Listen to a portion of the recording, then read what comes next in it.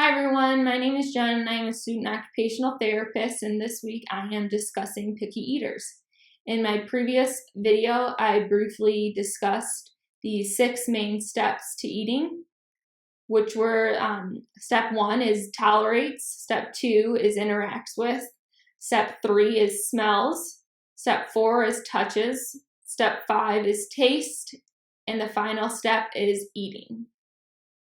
These steps are all part of the sequential oral sensory, also known as the SOS approach to feeding. And although there are 6 main steps, each step has what I like to call a sub-step or mini steps, and there are 32 of those that a child will go through in order to accept a new food into their diet. So in this video, I will try to go over all 32 steps, and then I will do a fun activity at the end that you can try with your picky eater. So for the first step of tolerating, so the child will tolerate being in the same room as the food, being at the same table with the food, on the other side of the table. Tolerates being at the table with the food halfway across the table, and then tolerates being at the table with the food just outside of the child's space, and then tolerates by looking at the food that is directly in the child's space itself.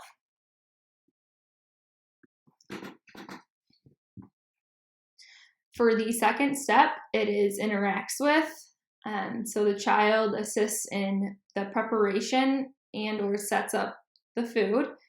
The next is uses utensils or containers to stir or pour food or drink for others. The next step is, or mini step, is uses utensils or containers to serve self onto plate or their space. And then next is uses utensils or napkins and tools to manipulate food in own space. And then the final mini step to interacts with is uses another food to interact with the food itself.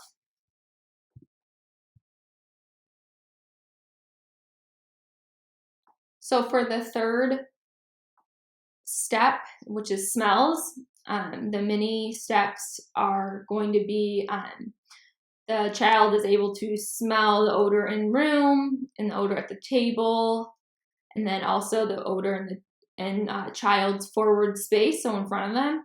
And then the child will also lean down or will pick up to smell the food itself. So for the fourth step, it is touch.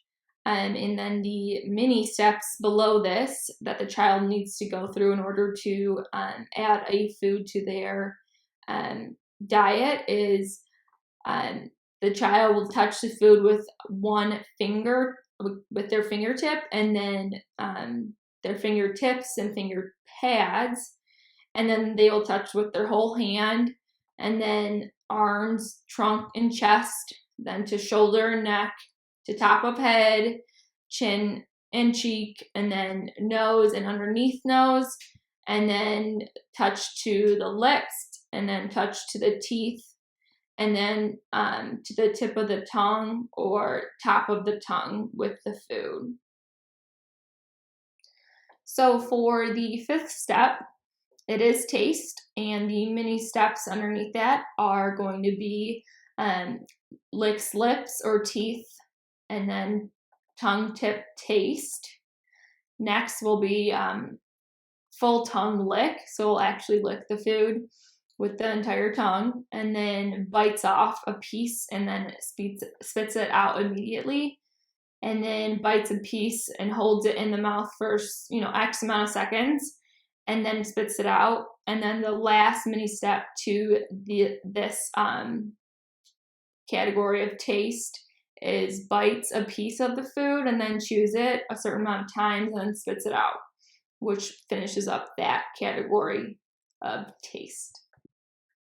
So for the final step, this is the sixth step, which is eating. The child will be able to bite and chew and swallow some of the food and spit some of it out. And then for the last step, the child will be able to chew and swallow the entire piece of food independently. And that is it for the 32 mini steps of eating. So the activity that I have to go along with this video is going to be making a flour out of different foods. So I have just a plain piece of paper here, and then I have a variety of different foods and that have different textures and smells. So I'm just going to begin with the roots, which are going to be used the carrot sticks. So I'm going to put those down. And then the stem, I'm going to use a celery stick. And then from there, I'm going to use spinach as the leaves of the flour. And then I will be using just some broccoli for the seeds kind of in the middle. Although I know you can use seeds if you would like, but I just decided to use broccoli.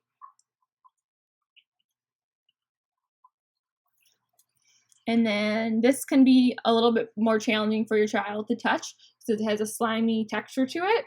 So I have sliced a couple strawberries up, and we're gonna use this to make the flour.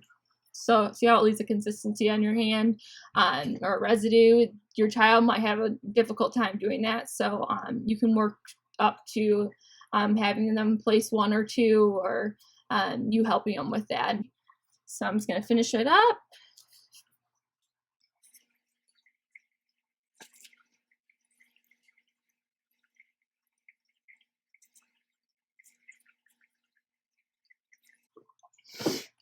And then I can show you the end result. I hope you enjoyed this video and activity, and I will see you next time. Thanks for watching.